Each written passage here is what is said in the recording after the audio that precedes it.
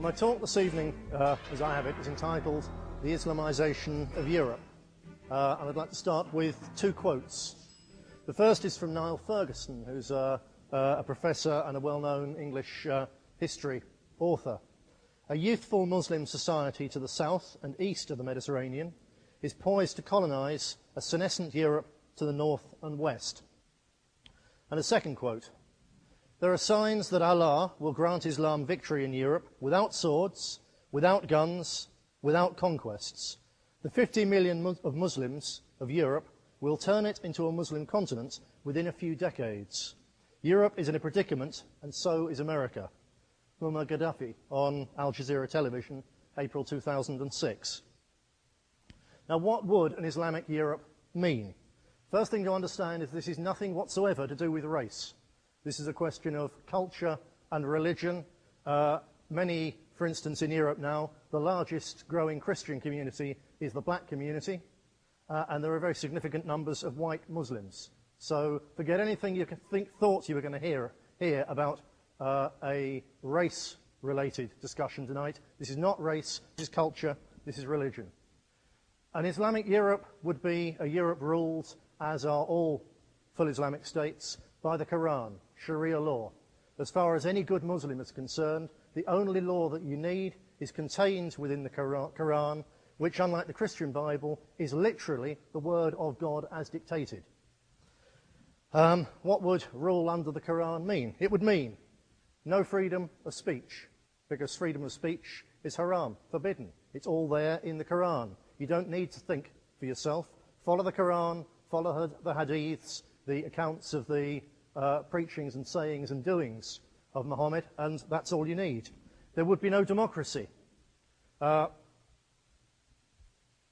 You may think, well, democracy is one of the fundamentals of all Western societies. Indeed it is. But don't think it's one of the fundamentals of all societies of all time. It is most definitely not a fundamental of Islam, because again, if you have a democracy, the people make the rules. Under Islam, Allah and the Quran are the rules. There would be no common law, none of our legal system. There would be no scientific inquiry. There would be no freedom of worship or freedom of unbelief. For women, women have automatically a second-class status under Islam. It's possible to say that compared with the status that women had in 6th or 7th century pagan Arabia, at least Muhammad in the Quran gave a degree of codification and a degree of protection. But by our rights, by our standards of complete equality with women, a religion which treats women as second-class citizens automatically, a religion which says that a woman's witness in a court is worth half that of a man, a religion which says that a woman cannot have the same inheritance right as a man, a religion which makes a woman the chattel of her husband or her father, is not a religion compatible with our Western values. We have, throughout the whole of Western Europe, right now, an epidemic of what they call honour killings. These are the killings of women, virtually all of them Muslim. It happens in a few Christian Eastern European sects as well, but almost all of them Muslim, murdered very often brutally by their own fathers, by their own cousins, by their own brothers, for crimes such as falling in love with someone, not even necessarily from a different religion, but from a different tribe. In 2004, the British police force investigated 117 suspected cases of honour killing. This is something absolutely unbelievably horrific, I would say, to anyone brought up with our values, but it's what you get if you have an Islamic state. Crime and punishment. Many people on the conservative right throughout the world, Europe, America, Britain, say that there should be tougher punishments for criminals. But the idea that a young child should have their hand cut off because when starving they've stolen a loaf of bread, as happens in Islamic countries, is to us absolutely barbaric.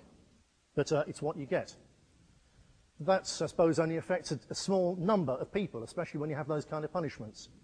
But in a traditional Islamic society, everybody who is not a Muslim is compelled to second-class status. The term is a zimmi, which is someone who has submitted, someone who refuses to convert, but having submitted, accepts certain second-class positions. They have to pay a special tax, the jizya. They must get out of the road, out of the way when Muslims come. Their buildings must be lower than Muslim buildings. They mustn't teach their children about Islam unless their children are taken from them. It's a form of perpetual religious and cultural apartheid whereby the non-Muslim population is ground down. And that is the standard position under a firm Islamic state. It's not necessarily been the case under all Islamic states all of the time. Islam has gone through different periods throughout history. Sometimes it's been harsher, sometimes it's been softer. But certainly the kind of Islam we're seeing taking over Europe now is of the harsher variety.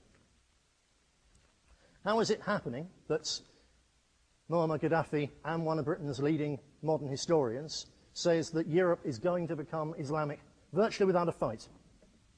There's a number of reasons. Firstly, it's about immigration. Europe has been affected by a massive wave of immigration since the Second World War from various parts of the Third World, but increasingly now from Islamic states. Now, to any other people, almost throughout history, immigration is a matter of the draw of a better life for yourself and your children. It's an economic or a social decision. Immigration under Islam has a semi-religious significance because Muhammad and his followers emigrated from Mecca to Medina as part of the struggle to create and to spread Islam. And the early emigrants, al-Muhajirun, are actually commemorated in the Quran, that people who emigrate in order to spread the cause of Islam and Allah are particularly blessed. So this religion has right at its heart a divinely ordained push to emigrate to other people's countries in order to convert them to Islam. So this has an effect. There's proposals now from the European Union that a further 20 million immigrants are needed in Europe over the next few years, despite the fact that, for instance, Britain has 8 million economically inactive adults. But nevertheless, because mass immigration equals cheap labour, equals very big profits for capitalists, because of that, the powers that be in Europe are constantly pushing for more immigration. They're now saying Europe needs 20 million quickly, and the vast majority of those will come from Islamic countries. On top of that, there's a hugely differential birth rate. In Britain, for instance, they will tell someone, the government will say, oh, the birth rate in Britain is approximately 1.8 children per woman of childbearing age, which is true, but that, of course, is an average. When you look behind the average, you find that the average birth rate for an indigenous Britain, someone who's English or Scots or Irish or Welsh, from those communities, our birth rate is approximately 1.2. The birth rate, say, of the Bangladeshi or the Pakistani community is approximately 5 children per woman of childbearing age. Our women, on average, don't start having children until they're basically 30, whereas the women from these Muslim communities start having children when they're about 18. So the generations are quicker, and on top of that, they have far more children. And when you compound that up over several generations, it has a huge, huge effect. There's also a factor of very aggressive conversions.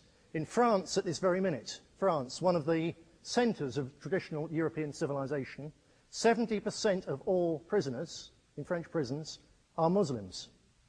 Many of those are people from an Islamic background who aren't particularly Islamic when they go to prison, but once they're in there, they're targeted by imams. They're helped by imams, to be honest, as well. They do a good job looking after their prisoners. As a result, people go in as petty criminals and come out as reformed, fanatical Muslims, hell-bent on utterly changing the society they've come out into. And on top of that, finally, there's also increasingly an impact on what is called by the liberals even white flight, which means people of our ethnicity looking around at the place where they now live, seeing it changing, finding their children, particularly it's not a racial thing. It doesn't happen, for instance, in Sikh